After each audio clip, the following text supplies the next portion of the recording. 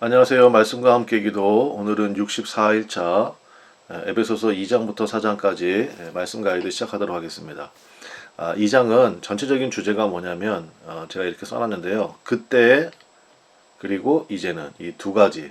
그러니까 예수님 믿기 전, 예수님 믿은 후, 복음을 영접하기 전, 복음을 영접한 후, 우리가 흔히 뭐 BC, AD 그렇게도 얘기합니다만은 바로 그 설명을 하고 있습니다. 세 가지를 얘기를 하고 있는데요. 첫 번째는 첫 번째 이렇게 살면 반드시 죽음에 이르게 된다. 그러니까 영적인 죽음을 얘기하는 거죠. 그래서 1절부터 3절에 그 말씀이 나오는데요. 간단히 요약하면 첫 번째 세상 풍조를 따르고, 두 번째 공중의 권세 잡은 마귀, 그러니까 공중의 권세 잡은 자 그러면 마귀를 상징합니다. 마귀를 따르고, 그 다음에 세 번째 육체의 욕심을 따라 살면 반드시 죽음에 이르게 된다는 것입니다. 그러면서 12절에 그때 바로 이 말씀이 나오는 거거든요. 그때 너희는 그리스도 밖에 있었고 이스라엘 나라 밖의 사람이라. 약속의 언약들에 대하여는 외인이요 세상에서 소망이 없고 하나님도 없는 자이더니.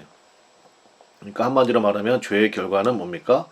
분리와 소외 상태였다는 것입니다. 그러니까 예수님 밖에, 언약 밖에, 하나님 밖에 있던 사람들이었다는 것입니다. 그러니까 당연히 불안감과 두려움에 사로잡혀 살 수밖에 없죠. 그러니까 우리가 열심히 복음을 증거해야 되는 이유는 그렇습니다. 그 사람들이 다 괜찮은 것 같아도요, 복음 밖에, 언약 밖에 있는 사람들은 항상 불안함 가운데 또 두려움 가운데 살 수밖에 없죠. 자, 그러면 이제는 어떻냐는 겁니다. 그게 이제 두 번째부터 나오는데, 예수님이 하신 일을 이제 13절부터 18절에 설명하는데요. 이건 이제 가이드니까 간단하게 말씀드릴게요. 여러분들은 꼭 말씀 묵상하시면서 기도를 하시면 좋겠습니다. 13절 보면 이제는, 그러니까 12절의 그때와 이제 비교하는 거죠. 이제는 전에 멀리 있던 너희가 그리스도 예수 안에서 그리스도의 피로 가까워졌느니라. 그러면서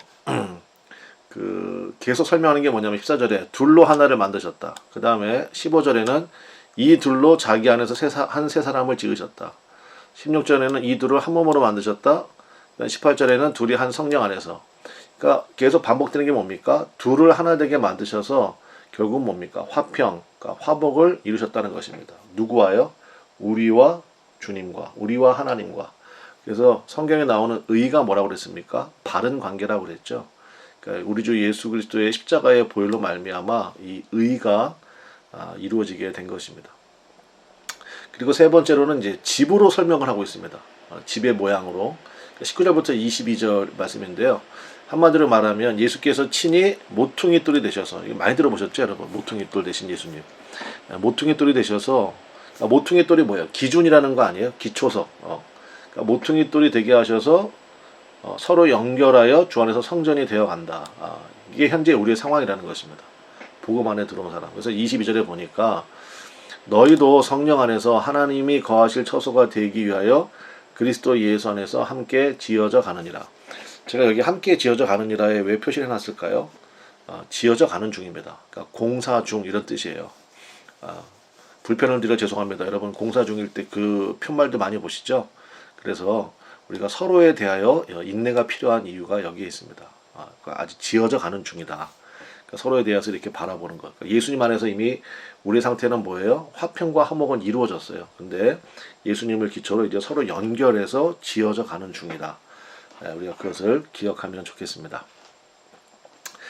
우리 2장에서 말씀 묵상하시면서 이제 나에게 주신 새로운 신분에 대한 감사로 기도할 수 있다고 생각합니다. 자, 이제 3장으로 넘어가면 이제 새로운 신분을 이거 받았잖아요. 그럼 이제 거기서 머물지 말고 영적 성숙으로 나가라는 것입니다. 그래서 우리 1장에는 영적 깨달음을 위한 기도가 있었다 그러면 3장에는 영적 성숙을 위한 기도가 나옵니다. 그것을 중심으로 좀 보겠습니다. 14절부터 21절까지가 우리 에베소서에서 중요한 바로 영적 성숙을 위한 에베소 교인들을 위한 바울의 기도인데요.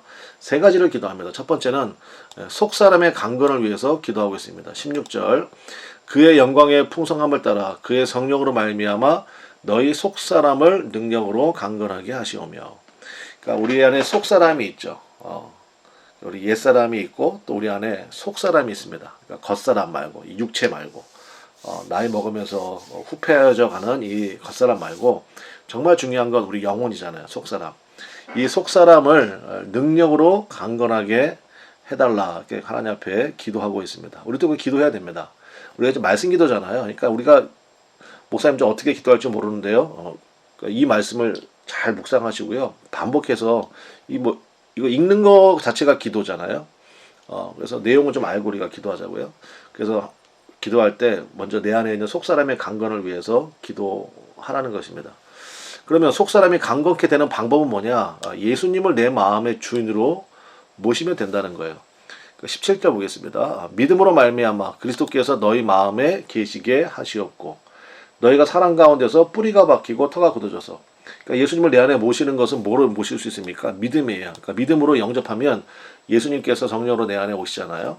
그러면 그 예수님께서 내 마음에 깊게 뿌리가 박히고 터가 굳어지도록. 그러니까 예수님이 아까 얘기한 것처럼 모퉁이돌, 기준, 기초가 되게 하라는 것입니다. 내 마음에 그게 주인으로 모시는 거죠. 그래서 여기 사도 바울은 나무 비유와 건물 비유를 두고 있는데 나무 비유는 뭡니까? 뿌리가 깊게 이거죠. 건물 비유는요. 터가 굳어져서. 그러니까 아주 기초를 탄탄히 한다는 얘기입니다. 기초를 탄탄히. 이게 굉장히 중요한 거 아닙니까? 제가 어느 교회 건축하는 얘기를 좀 들어봤는데요. 땅 파는 데만 2년 걸렸대요. 그리고 위로 딱 지상으로 올라오니까 그다음부터는 뭐 한 5개월 만에 그냥 한 10층짜리 건물이 딱 지어지더라고요. 그래서 터가 굳게 만드는 것, 기초를 탄탄히 하는 것, 이것이 굉장히 중요하다는 것입니다. 그러면 그러니까 예수님을 내 마음의 주인으로 모시면 나타나는 현상이 있을 거 아닙니까? 그러니까 믿음이 넘치고요. 특별히 감사가 넘친다라는 것입니다. 그러니까 더욱 신뢰하게 되는 거죠. 그 다음에 세 번째는 충만을 위해 기도하라는 것입니다. 19절 그 너비와 길이와 높이와 깊이가 어떠함을 깨달아 하나님의 모든 충만하신 것으로 너에게 충만하게 하시기를 구하노라. 여러분 반드시 충만한 데까지 나가야 됩니다. 무슨 얘기냐? 넘쳐 흘러야 돼요. 그러니까 여러분의 기도도요. 그러니까 여러분이 뭐 예를 들어서 나는 20분 기도하는 사람이야. 충만하게 좀 넘쳐 흐르게 하십시오. 때로는 30분 하시고 1시간 하시는 분들은 때로는 뭐 1시간 반도 하시고 이렇게 충만하게 계속 채워나가는 것이 중요합니다. 그러면 나중에 이게 터집니다. 그건 뭐예요? 그릇이 커져요. 그게 성장이고 성숙이라는 것입니다. 그래서 충만을 위해 기도하라는 것입니다. 읽고 정리해 봅시다. 3장에 속사람의 강건을 위해서 기도하고요. 속사람이 강건케 되는 방법, 예수님을 내 마음의 주인으로 모시는 것, 예수님을 내 삶의 기준으로 삼는 것, 그리고 그 예수님으로 충만하게 되는 것을 위해서 기도하십시오. 자, 그 다음에 4장으로 넘어갑시다. 4장 가면 자, 저기 써놨는데 1장부터 3장까지는 교리 중심이에요. 그러니까 개념 중심이에요. 우리의 신앙이 뭔지. 근데 4장부터는요, 이제 그 개념을 중심으로 어떻게 우리가 실천할 것인가, 실천편이 되겠습니다. 특별히 하나의 주제를 잡는다 그러면 하나님의 자녀는 어떻게 살아야 되는가, 이제 이 주제를 가지고 사도 바울이 권면을 하고 있습니다. 첫 번째는 하나 되어 살아야 한다는 것입니다. 3절에 보니까 평안에 매는 줄로 성령이 하나 되게 하신 것을 힘써 지켜라 이렇게 되어 있습니다. 그래서 우리가 힘써야 될 게 있습니다. 그러니까 이제 성경을 읽다 보면요, 우리가 딱딱 포인트가 보여요. 우리가 어디에다 힘을 써야 되는지. 그러니까 성령께서 하나 되게 하신 것을요, 이걸 힘써 지켜나가야 됩니다. 방법은 어떻게 하느냐? 성품의 변화입니다. 그리고 2절에 나오거든요. 모든 겸손과 온유와 오래 참음과 서로 용납함과. 목사님 이거 누가 모르나요? 안 되는 걸 어떻게 합니까? 그래서 예수님을 붙드는 게 우리가 중요한 거예요. 사실 이건 예수님의 모습이에요.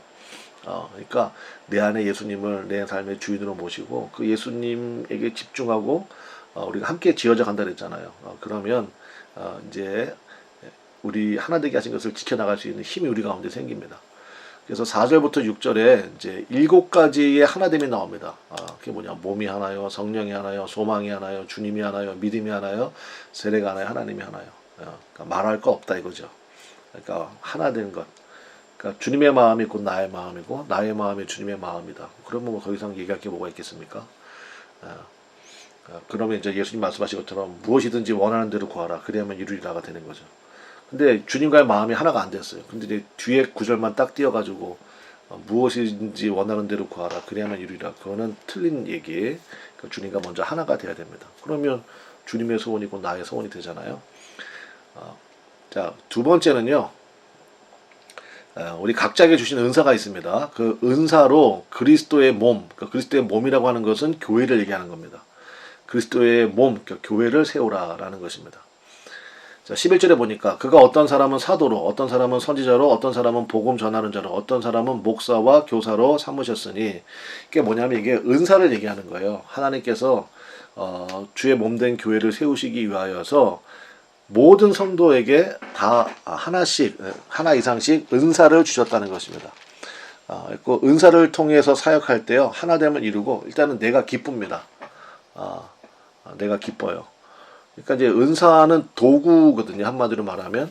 그러니까 내가 좋아하는 것, 좋아하는데 잘하는 것, 잘하는데 열매가 있는 것.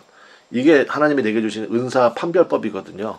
다시 한번요. 내가 좋아해야 돼요. 그리고 잘해야 됩니다. 그리고 그걸 열매가 있어야 돼요. 나는 거짓말을 너무 좋아하고 거짓말을 너무 잘해. 근데 거짓말은 교회를 해치는 거잖아요. 그러니까 그건 은사가 아니죠. 나는 노래를 너무 좋아해. 근데 내가 노래하면 주변 사람들이 다 귀를 막아. 그건 은사 아닙니다. 그래서 내가 좋아하고 잘하고 그다음에 선한 열매가 있어야 됩니다. 그게 은사인데 예를 들어서 청소를 위한 은사가 있다고 하면 이제 어떤 사람은 빗자루로, 어떤 사람은 쓰레바지로, 어떤 사람은 진공청소기로 이렇게 하나님이 각자 주신 이게 다르다고요. 용량이 쓰임새가. 그러면 은사의 원리가 있습니다. 뭐냐면 많이 맡은 자에게 많이 달라 할 것이요. 이거거든요. 그러니까 하나님이 나에게 진공청소기 주셨어요. 그런데 그 진공청소기로 자기 방만 청소하면 안 되죠. 진공청소기 주셨으면 한 100평 정도는 청소하고 다녀야 되는 거죠. 그러니까 여러분, 뭐 남이 가진 은사에 대해서 너무 부러워하거나 실망할 것도 없고, 뭐 내가 가진 것에 대해서 또 뭐 너무 자랑할 것도 없습니다.